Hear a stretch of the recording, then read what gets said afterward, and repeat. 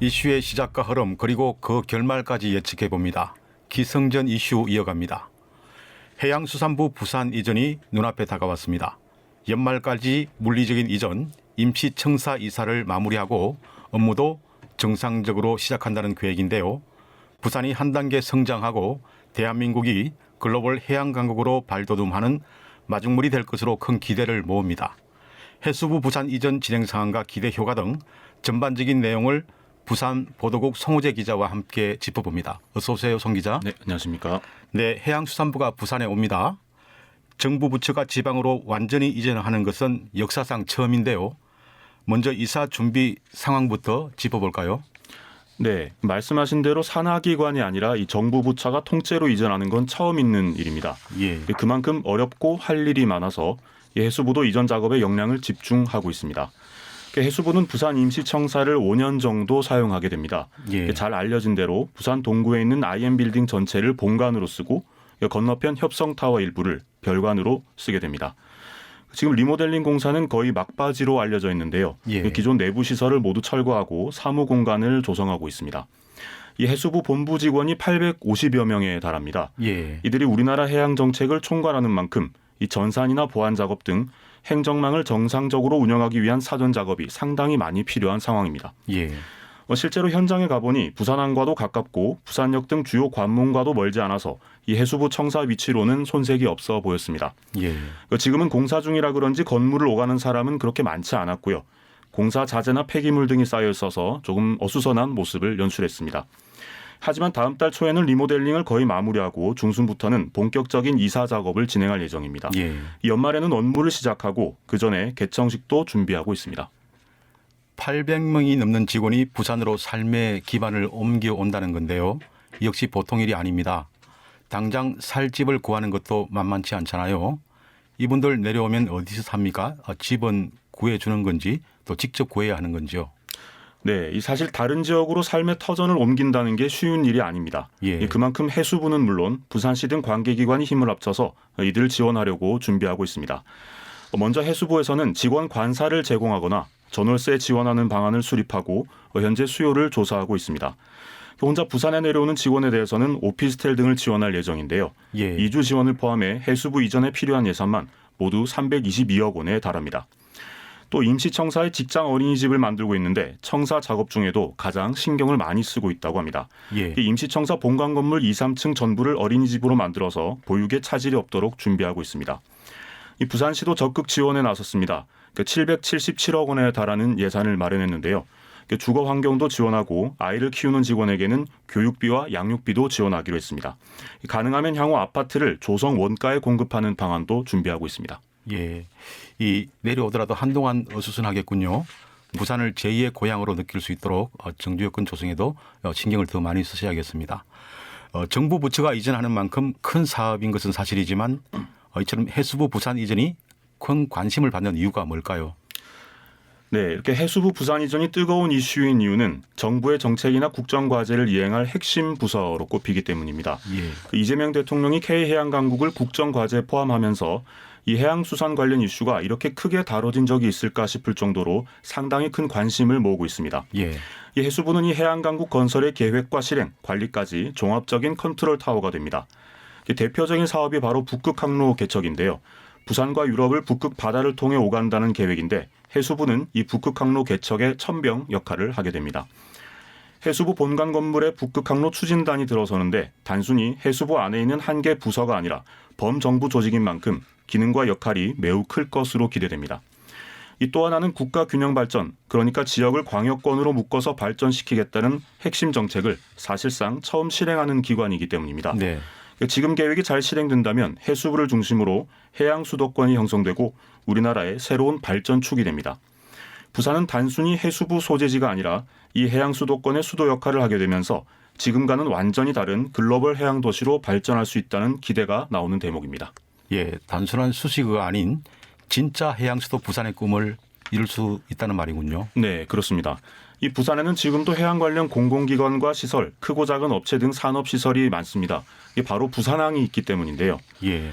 통계마다 다르지만 지역 내 총 생산 중에서 부산항이 차지하는 비율이 5% 안팎이고 여기서 파생되는 경제활동을 더하면 이보다 훨씬 큰 영향을 미치고 있다고 봐야 합니다. 예. 해수부와 산하기관, 크고 작은 해양 관련 업체가 부산에 더 몰리면 일종의 시너지 효과로 부산 경제에 미치는 파급은 더 커질 것으로 보입니다. 여기에 매년 인구가 유출되는 상황에서 해수부 직원과 가족, 산하기관이나 관련 산업 종사자까지 부산에 내려오면 부산 내수 경제도 다시 살아날 수 있다는 전망입니다. 예. 이 실제 해수부 이전 소식 이후에 임시청사가 들어서는 동구는 물론 해운대, 수영구 등 부동산 시장이 들썩이기도 할 정도로 이 가시적인 효과가 나타나기도 했습니다. 부산뿐만 아니라 울산과 경남 역시 영향을 받게 되는데요. 예. 이 부산이 북극 항로 중심이자 컨테이너 중심 항만이라면 울산은 첨단 산업과 에너지, 물류의 허브로 성장하게 됩니다. 경남은 현재 부산 신항의 70% 정도가 속해 있는데요. 여기에 2030년 이후에 진해 신항까지 완성되면 북극 항로의 거점항으로서 역할과 비중이 상당히 커질 전망입니다. 예. 그 해수부 이전이라는 말이 나온 지 얼마 안 된 것 같은데 벌써 실제 이전을 앞두고 있어요. 상당히 빠른 속도로 사업이 진행이 된 것 같습니다. 네, 이 해수부 부산 이전은 이재명 대통령의 지방 균형 발전 전략의 일환이자 공약 사항 중 하나였습니다. 예. 취임과 당시에 연내 이전을 지시했고 정부 초대 해수부 장관으로 부산 출신인 전재수 장관이 임명되면서 본격화했습니다. 이후에는 그야말로 속전속결이었습니다. 한 달 만에 임시청사가 정해졌고 지난 9월에는 해양수산 분야 중점 과제안에 북극 항로 개척과 해수부 예. 연내 이전이 명시화되면서 이 돌이킬 수 없는 불가역적인 사업이 됐습니다.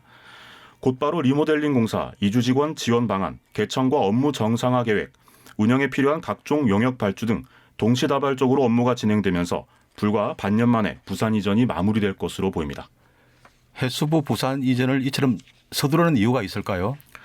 네, 먼저 앞서 설명드린 지방 분권과 균형 발전이라는 이 중장기적인 과제를 진행하면서 가장 먼저 가시적인 성과를 낼 수 있는 사업이라고 판단했기 때문입니다. 예. 사실 해양수산 사업을 총괄하는 부서가 바다 근처에 있어야 하고 또 이런 지역 중에 인프라를 가장 잘 갖춘 곳이 부산이라는 주장은 반박하기 쉽지 않겠죠. 예.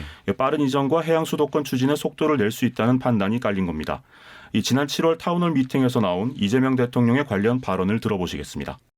국가 정책 결정, 정책 판단에서도 특별한 방안을 찾아야 되는데 부울경은 어떻게 할까? 역시 항만 물류 도시라고 하는 특성을 좀 최대한 살려서 지금 북극 항로가 활용 가능성이 매우 높아졌기 때문에 부산이 수혜를 입을 가능성이 매우 높다.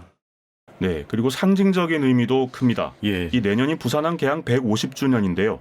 우리나라 최대 무역항이자 향후 북극 항로 거점항이 될 부산항 개항 150주년에 맞춰 이 해수부 부산시대를 열겠다는 강한 의지로 풀이됩니다. 개항 150주년에 맞춰 해수부를 이전하고 북극항로 개척과 지방 발전이라는 중장기적인 계획을 시작하면 아무래도 정책에 더욱 힘이 실리고 속도를 낼 수 있을 거라는 의도가 깔려 있는 것으로 보입니다. 그리고 현실적으로 보면 내년에 지방선거가 있는 만큼 그전에 해수부 이전을 완료함으로써 지금 정권이 부산에 변화를 줄 수 있다라는 메시지를 던지는 이 정치적인 보관도 큰 영향을 미친 것으로 분석됩니다. 이렇게만 들으면 해수부 이전이 황금알을 낳는 거위처럼 들립니다.